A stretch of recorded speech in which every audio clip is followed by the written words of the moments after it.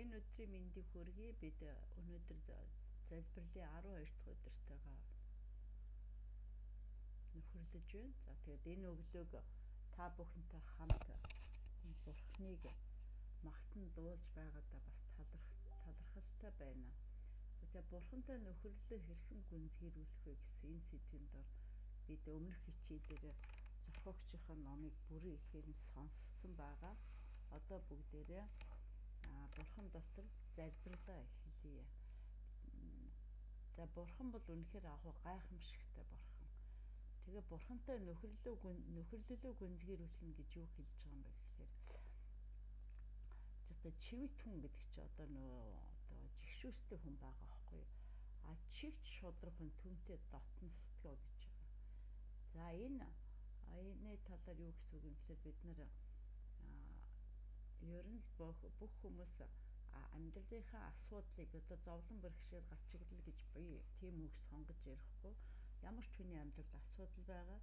Тэр асуудлыгаа шийдэхийн тулд чухам ямар арга зүйг сонгож байгаагаараа бид дэлхийд ирэх хүмүүс бид ялгагддаг, шашин гэсэн ангиллаараа ялгагддаг болчдөг.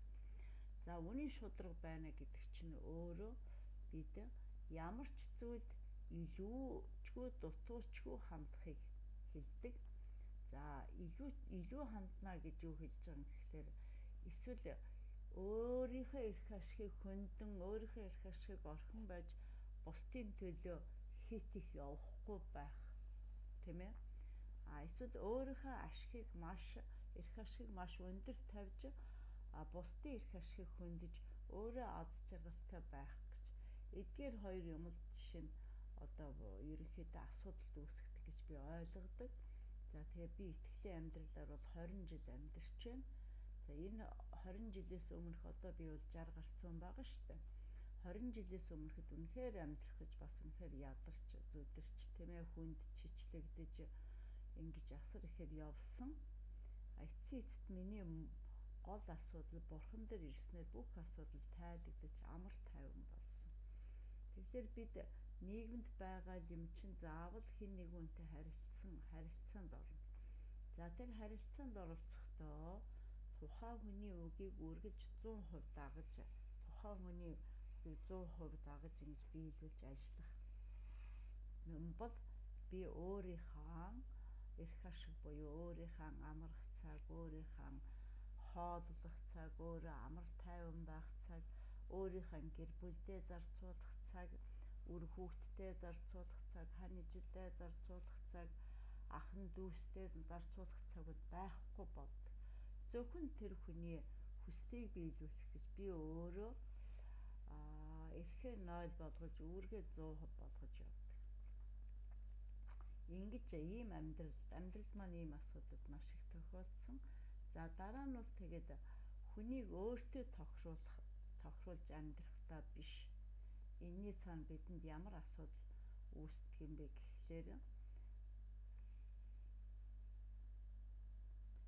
гэхлээр амьдрал дундаас би ингээд олон асуудалтай тулгарч тэрийг яаж зөв шийдэлд хүрэх вэ гэж ингэж амьдарч яваад за тэгээ Бурхантай нөхөрлөж эхэлсэн. Бурхантай нөхөрлөх тутам үнэхээр Бурхан ойр байж бүх хүслийг нь биелүүлдэг. Одоо 20 жилийн дараа би өөрийнхөө ингээд амьдралыг харахад надад асуудал, хүнд бэрхшээл байсан бүх зүйлс маань одоо бол маш сайхан Бурхантай залбирч, Бурханд залбирч, Бурхантай ярилцаж, Бурханд бүх асуудлаа өргөж үнэхээр сайхан байгаа. Тэгээ энэ дундаас ерөөсөө юуг ганцхан би ойлгосон бэхээр хүнийг өөртөө тохируулж амьдрахыг эрмэлзэх нь чухал юм уу, эсвэл би өөрөө хүнд тохирж амьдрах нь чухал юм уу гэж. За энэ дараагийн нэг монголчуудын одоо яг энэ талаар ярьдаг хэлц үг бол юу вэ гэхлээр за монголчууд гэдэг усыг нь уул, ёсыг нь дагаарай гэдэг. За гэтэл Библи болох төр ингэдэг тухайн хотод тухайн айл очиод хэрвээ тааламжтай байвал тэндээ хонж болно. Тааламжгүй байвал тэр газраас гуталтаа ширхэг чорог бүү нааж гараарай гэж ийм үг байдаг.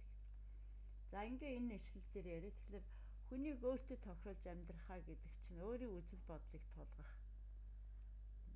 Удирдлага байх юм бол ерөөсөө тэр ажилчныхаа аль тал асуудлыг огт сонсохгүй тухайн хүмүүсийнхээ онцлогийг судлахгүйгээр бүх хүнд ижил хэмжээний даалгавар өгч, бүх хүнийг ижил шүүлтүүрээр шүүж, бүх хүнд ижил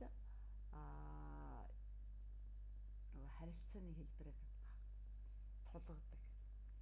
За мөн одоо гэр бүл байх юм бол манай намайг хүүхэд байхад манайх одоо ингэж амьдардаг байсан, манай аав ингэдэг байсан, ээж ингэдэг байсан. Яг ийм асуудал бид нар ингэж л хариулдаг байсан. Би одоо яг түүгээрээ л энийг хийнэ гэж ингэж зүтгэдэг. Гэтэл гэр бүлийн чинь хүн танаа гэрт өсөж хүмүүжээгөө өөр гэрт өсөж хүмүүжчихсэн мөн л адилхан аав ээж нь нэгэн ижил асуудлыг мөн л өөрийнхоороо шийдэж ингэж ирсэн байгаа шүү дээ. Тэгэхээр манайх ингэж хийдэг байсан чинь танаа наадах чинь буруу, манайх л зөв гэж ингэж эхнэр нөхөр хоёр хоорондоо бас зөрчилдөө үүсдэг. Найз нөхдөд хүрээнд ч гэсэн за би л дарга нь чи ийм байх наа, чи ингэнэ гэх. Энийг бол хүнийг өөртөө тохируулж амьдрахыг эрмэлзэл гэж би ойлгодог. Ингэснээрээ л нөгөө хүн чинь хүн юм болохоор өөрийн гэсэн бодлоо тухайн асуудал шингээхийг эрмэлзэн, өөрийн гэсэн дадал чадвар арга барилаараа тухайн асуудлыг гүйцэтгэн. Тэгэхээр чанд тэр хүний сонгож байгаа арга барил, тэр хүний хийж байгаа үйлдэл бүр цаашлаад гүйцэтгэж байгаа хурдан хүртэл чамд таалагддаггүй. Ингээд ирэхлээр л эндээс юу үүсдэг юм гэхлээр үл ойлголцол үүсдэг. Харин би өөрөө хүнд тохирч амьдрах гэдэг чинь юу хэлж байгаа юм гэхлээр хүнд тохирно гэхлээр би өөрийнхөө эрх үүргээ бүр умартаа тэр хүн юу гэж хэлсэн бэ? За гэд хэлээд тахтаа биш. За би байгууллага дээр очие. За байгууллага дээр очихдаа за манай удирдлагч нэг иймэрхүү хандлагатай шүү дээ. Тийм учраас тэр үед нь би хүлээцнэ. Энэ үед нь би жоохон дэмжиж өгье гэж ингэж ярина. Гэр бүлдээ бол за нэг ийм асуудал гарахад манай хань чинь нэг тийм зүйл хэлэх гээд байдаг шүү дээ. Тэгээд эндээ манай хань огцом байх юм бол түүнийг нь би хүлээцнэ. Энэн дээр манай хань чинь жоохон тийм чадвар сул байдаг ч юм уу. Тэгвэл тэрийг нь ингэж ойлгуулад хий. Тэгэхээр би энэ үед нь би сэтгэл зүгээ өндөр байлгая. Энэ үед нь би тэрний хийж байгаа үйлдэлийг харсан ч түүнд би ямар нэгэн шүүмж үнэлгээ дүгнэлт өгөхгүй дуугүй бай. Энэ үед би өөрийнхөө бодол санааг илэрхийлье гэж ингэж хандах чадвар. За дараа нь өөрөөр хэлбэл төлөвлөлтийн чадвар ч их сайн байх хэрэгтэй. За юу гэсэн үг юм гэхээр энэ чинь за би тэнд очихсоо тэнд нэг тиймэрхүү уур амьсгал байх юм чинь би тийм л хугацаанд бай. Ийм л хүрээнд тэр үйл ажиллагаанд нь оролцъё. Энээс цаашгүй би энд яг энэ хүнтэй бол ярьж болохгүй. За дахиад нэг өөр газар ирэхэд за тэр хүн тийм байдаг учраас би өөрийгөө маш цэнэж бай. Энэ хүн ийм байдаг учраас би энэ хүнтэй нээлттэй дэлгэрэнгүй харилцан ярилцаж болно. За энэ хүн ингэж хэлэх юм бол би тэнд гомдох шаардлага байхгүй. Гомдол гэдэг чинь би адилхан буцаад өөрийнхөө үзэл бодлыг энэ хүнд тулгаж байгаатай адилхан юм шүү. Тиймийн тулд би түүнийг ойлгохыг хичээгээд зүгээр өөрийн саналаа надад ийм бодол байна гээд санал бодлынхаа шийдийг хариуг тэр хүнээс авахыг шаардахгүйгээр явна гэж. Энэ чинь би өөрөө хүнд тохирч амьдрахыг гэж би ингэж бодож амьдарч ирсэн. За монголчуудын хувьд бол усыг нь уул, ёсыг нь даг гэж. За жишээ нь энэ за сайхан газар, зөв үйл ажиллагаатай газар очвол энэ их сайн. Гэтэл одоо найр наадам ч юм уу, заавал оцсон хүн болгон 3 уух ёстой гэдэг ч юм уу. Заавал оцсон үнийг нэг шил архитай байна гэдэг ч юм уу. Иймэрхүү зүйлүүд энэ бол ерөнхийдөө бас нэг тийм дагаад байх тийм ажил биш гэж боддог. За тийм учраас ингээд энэ асуудлуудыг ингээд харахад ерөөсөө бид бурхантай ойртох нь үнэхээр чухал гэдгийг илэрхийлж өгнө. За бурхан биднээс бол төгс төгөлдөр байдлыг хүлээдэггүй.